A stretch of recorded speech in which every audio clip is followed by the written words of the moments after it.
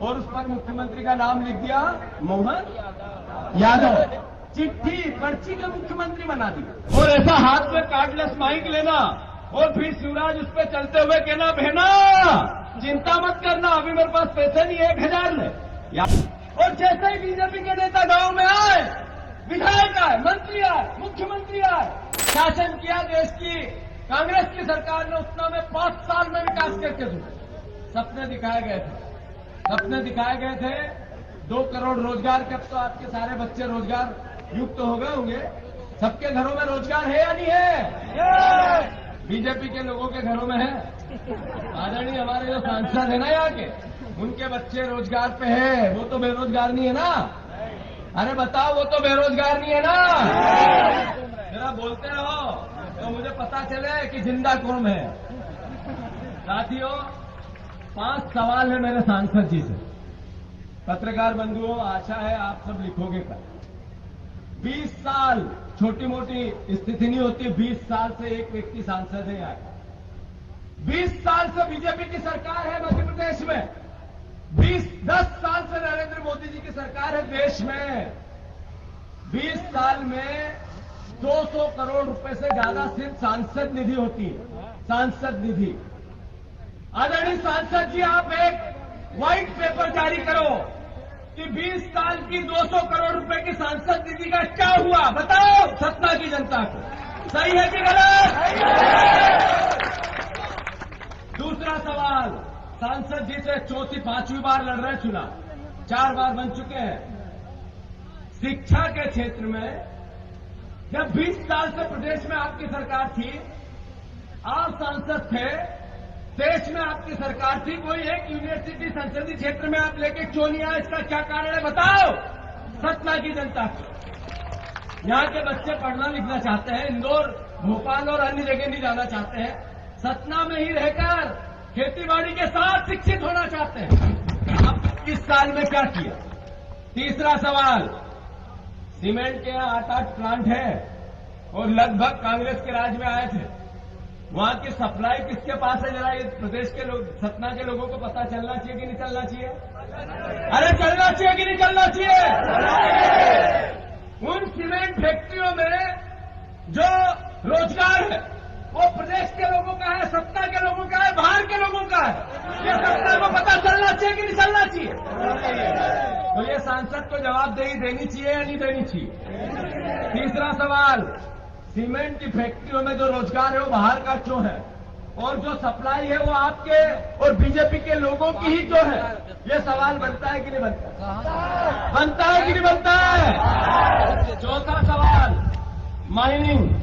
Mining पर एकाधिकार Bharatiya Janata party के नेताओं और आपके परिवार का ही क्यों है? सवाल बनता है कि नहीं बनता है? अरे बनता है कि नहीं बनता है? सतना के लोग बर्बाद क्यों हो रहे हैं? प्रदेश के बाहर के लोग आकर माइनिंग पर कब्जा क्यों कर रहे हैं? ट्रांसपोर्टेशन का काम भी बाहर के प्रदेशों को ही, कई लोगों को क्यों मिलता है? सतना के लोग कहां जाए? ये सवाल है कि नहीं है?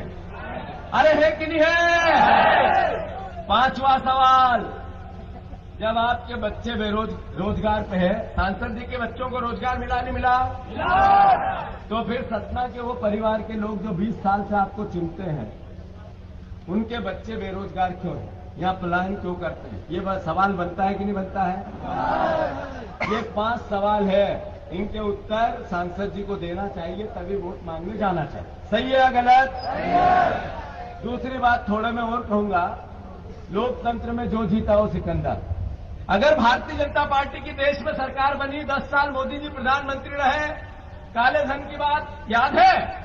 स्विस बैंक काला धन 15-15 लाख कांग्रेस के नेताओं का स्विस बैंक में है, उनको जेल की सलाखों के पीछे पहुंचाऊंगा और मुफ्त में 15-15 लाख दूंगा। याद है या नहीं है? स्विस बैंक की लिस्ट नहीं आई, एसबीआई की लिस्ट आ गई। देखी ना आप लोगों? टीवी नहीं बताती है, व्हाट्सएप पे आती है, ट्विटर पे आती है, फेसबुक पे आती है। आगे बढ़ाओ, बताओ कि काला धन निकला एसबीआई की लिस्ट में बीजेपी के खातों में। बताओ, नरेंद्र मोदी जी ने कहा था मैं खाऊंगा न खाने दूंगा, पूरा बीजेपी के खाते में कैसे खा दिया उन्होंने? बताओ, जबान लाओ मुंह में और लोगों से बातें करो कि जिस देश को अच्छे दिन की बात की थी, उस देश में 80% बच्चे बेरोजगार हैं, सबसे बड़ी महंगाई है। यहाँ पर लगातार जो संस्थाएं देश की लोकतंत्र की रक्षा करती है उनको निस्नाबूद किया जा रहा है। आप बताओ देश को, आपस में बात करो कि नरेंद्र मोदी जी ने भ्रष्टाचार के विरुद्ध एक अलख जगाई हुई है, एक अभियान चलाया हुआ है। 141 लोगों की ईडी की कार्रवाई हुई, उसमें से 121 बीजेपी में चले गए और साहब ये है भ्रष्टाचार के खिलाफ अभियान। ये बताओ लोगों को, मुंह में जवान लाओ। 2023 में चुनाव हुए, सिद्धार्थ जब विधायक बने, दादा भाई विधायक बने, तब बीजेपी की सरकार बनी। आपको कह के गए थे कि 3,000 बहनों को दूंगा, दे दिए होंगे, आपकी पत्नियों को 3,000 मिल रहे होंगे। अरे मिल रहे क्या? अरे हमारी इन बहनों को 3,000 खाते में आ रहे होंगे, आ रहे क्या? नहीं आ रहे? अरे आपको याद है 3,000 करोड़ रुपया हर महीने कर्जा लेना, बड़ा सा पांडाल सजाना, उसमें आगे रैंप बनाना और ऐसा हाथ में कार्डलेस माइक लेना और फिर शिवराज उस पर चलते हुए कहना बहना चिंता मत करना, अभी मेरे पास पैसे नहीं, 1,000 ले। याद है बहन? चुनाव बाद 3,000 दूंगा। जब चुनाव हुए तो सांसद आगे 166 बहनों ने ढपाढप वोट दे दिए शिवराज जी को, बिल्कुल दे दिए, स्वीकार करना चाहिए। और जब विधायक इकट्ठे हुए, मोदी जी ने एक चिट्ठी भेजी और उस पर मुख्यमंत्री का नाम लिख दिया, मोहन यादव। चिट्ठी पर्ची के मुख्यमंत्री बना दी, न विधायकों के न जनता के, पर्ची के मुख्यमंत्री। पर्ची के मुख्यमंत्री आए तो उनका दायित्व है या नहीं कि 3,000 बहनों के दे? सही है गलत? अरे उनका दायित्व है कि नहीं कि 2700 रुपए गेहूं के दाम की बात की थी आपने, कही थी कि नहीं कही थी? तो मिलने लगा आपको? उन्होंने कहा कि हम 3100 धान का दाम देंगे, वो तो मिल रहा होगा। तो फिर सबका दायित्व है, ये ध्यान से सुनो, वीडियो बनाओ और मीडिया के सामने मैं ये बात कह रहा हूं।